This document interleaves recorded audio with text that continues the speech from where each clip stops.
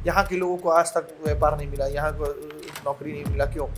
आज ड्राइवर तक ये लोग उड़ीसा और बंगाल और बिहार से ला रहे हैं। आप इस बार अपना मतदान पार्टी विशेष नहीं, व्यक्ति विशेष चुने। यदि जीत आपको यहीं से आती है, यदि हजारीबाग का जनता का आपको आशीर्वाद मिलता है, तो आपके पास हजारीबाग के विकास के लिए क्या कोई मास्टर प्लान है? अभी एयरपोर्ट की जरूरत इसलिए नहीं है कि एयरपोर्ट चढ़ने वाले की वॉल्यूम कितना है उसको देखा जाए, कितने लोग यहाँ एयरपोर्ट चढ़ने की सक्षमता रखते हैं। आज इसमें कवर नहीं हुआ तो हमारे आने वाले वंशज और हमारे बाल बच्चों का क्या होगा, ये युवा पीढ़ी सोच रहा है कि अब अपना भविष्य हम खुद लिखेंगे, अपना भविष्य हम खुद बनाएंगे। इसी कारण इस चुनाव में व्यक्ति विशेष चुनाव करवाते हैं।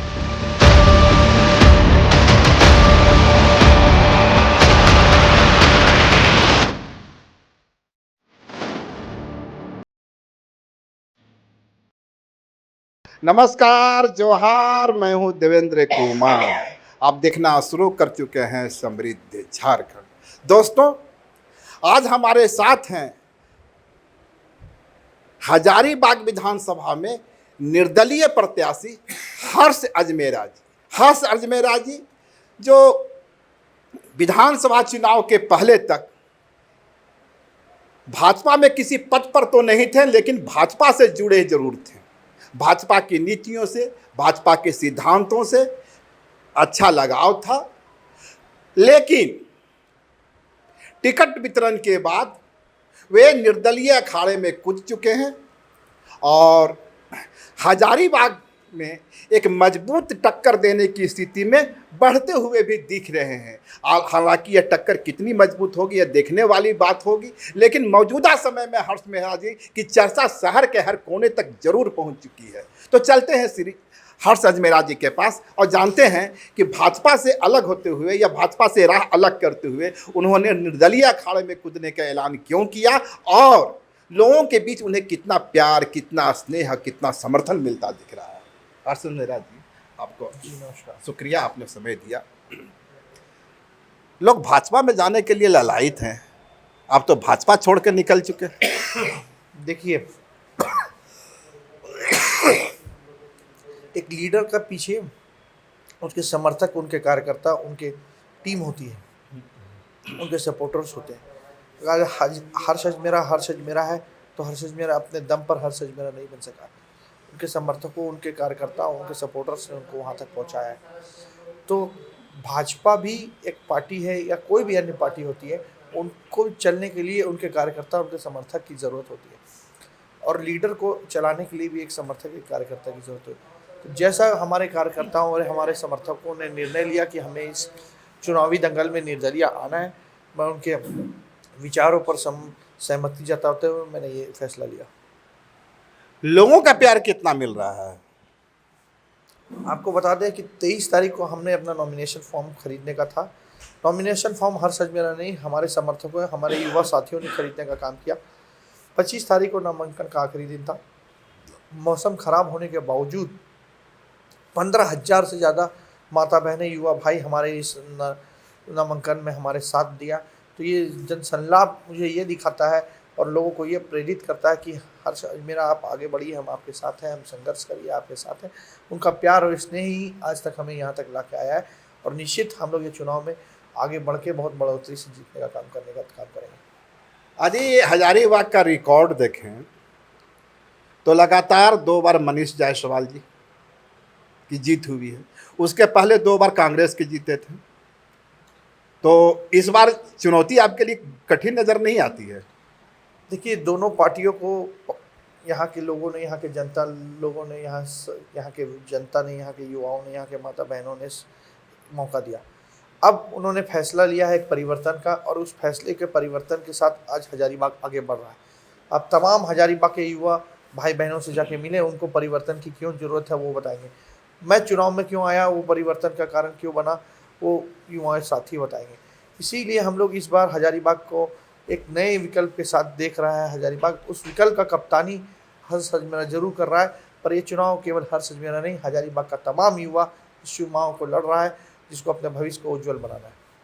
नहीं, यह सवाल मेरा इसलिए भी था कि हजारीबाग को भाजपा का गढ़ के रूप में देखा जाता है और भाजपा के उस गढ़ में भाजपा का कल का ही एक कार्यकर्ता जो है आज बागी बनकर खड़ा है। तो क्या भाजपा के गढ़ में भाजपा को वो बागी चेहरा है, सफलता अर्जित कर सकेगा, कामयाबी हाथ लगेगी? देखिए, भाजपा का गढ़ कोई भी कैंडिडेट पर होता है, गढ़ कुछ नहीं, कैंडिडेट पर सब कुछ डिपेंड होता है। चेहरा महत्व रखता है। चेहरा महत्व रखता है। ये चुनाव इस बार जो होने जा रहा है, ये पार्टी विशेष नहीं, व्यक्ति विशेष होगा। युवाओं ने ठाना है कि इस बार व्यक्ति विशेष चुनाव करना है। अपने जीवन के लिए अगर कुछ नया करना है तो अब हम लोग व्यक्ति विशेष चुनाव करने वाले हैं। हम क्या, हजारीबाग की जनता करने वाली है, उसी में हम लोग आगे बढ़ रहे हैं। मैं जब पब्लिक ओपिनियन के लिए हजारीबाग के गलियों में घूम रहा था कि एक बड़ा अल्पसंख्यक समुदाय की एक बड़ी आबादी के बीच में आपकी चर्चा सुनी। तो कल तक आप भाजपा में थे, अचानक अल्पसंख्यकों को हर्ष अजमेरा का चेहरा पसंद क्यों आने लगा? देखिए, उनका विचार है, वो लोग कुछ सोच रहे हैं। वहाँ युवाओं के पास युवाओं ने इस बार ठाना है कि हम जाति विशेष से ऊपर बढ़ के बात करें, अपने कल्याण की बात करें, अपने भविष्य की बात करें। उन्होंने युवाओं को इसलिए चुना कि हम जात पात छोड़ के अपने भविष्य की बात करें, हम अपने उज्जवल कैसे बनाएं भविष्य को। ये सोच के हो सकता है उन्होंने सोचने का कार्य किया। दूसरी बात, आप ये देखेंगे कि जिस तरीका से इस बार टिकट का बंटवारा हुआ है दोनों पार्टियों में, लोगों का व्यवसाय और लोगों का काम, जो पब्लिक के बीच में जो रिव्यू है, उस पर आप चर्चा करें तो लोग इसीलिए हर्ष अजमेरा को चाह रहे हैं कि कम से कम हर्ष अजमेरा हम अपने लिए नहीं, यहाँ की जनता के लिए, यहाँ के युवाओं के भविष्य के बारे में सोच रहे हैं। यदि जीत आपके यहीं से आती है, यदि हजारीबाग का जनता का आपको आशीर्वाद मिलता है, तो आपके पास हजारीबाग के विकास के लिए क्या कोई मास्टर प्लान है? मास्टर प्लान है तभी हम लोग यहाँ पर हैं। देखिए, युवाओं को क्या जरूरत होती है? युवाओं को जरूरत है रोजगार की, युवाओं को जरूरत है अच्छी शिक्षा की, और बुजुर्गों को जरूरत है अच्छे स्वास्थ्य की। मूलभूत सुविधाएं मेरे नजर में यही है। मैं आपको ये तो नहीं बोलूंगा यहाँ एयरपोर्ट बनाओ। अभी एयरपोर्ट की जरूरत इसलिए नहीं है कि एयरपोर्ट चढ़ने वाले की वॉल्यूम कितना है उसको दिखा दें, कितने लोग यहाँ एयरपोर्ट चढ़ने की सक्षमता रखते हैं, इसके बारे में निर्णय लेने की जरूरत है। आज इतनी सारी मल्टीनेशनल कंपनियां हजारीबाग में खुली है, यहाँ कोयल डिपो है, इतना सारा बड़ा बड़ा खदान हो गया, 14-15 मल्टीनेशनल कंपनियां हजारीबाग जिले में। यहाँ के लोगों को आज तक व्यापार नहीं मिला, यहाँ नौकरी नहीं मिला। क्यों? आज ड्राइवर तक ये लोग उड़ीसा और बंगाल और बिहार से ला रहे हैं। क्यों? हजारीबाग में सक्षमता नहीं है, यहाँ के युवा नौकरी करने लायक नहीं है, यहाँ के लोगों के पास डिग्री नहीं है। इस पर एक विचार करना है। अगर इस पर आज बिंदु नहीं लगाया गया, आज इस पर रुकावट नहीं हुआ, तो हमारे आने वाले वंशज और हमारे बाल बच्चों का क्या होगा, ये युवा पीढ़ी सोच रहा है। इसी युवा पीढ़ी को सोच के लिए हम लोग आगे बढ़ रहे हैं। युवा पीढ़ी का सोच है कि अब अपना भविष्य हम खुद लिखेंगे, अपना भविष्य हम खुद बनाएंगे।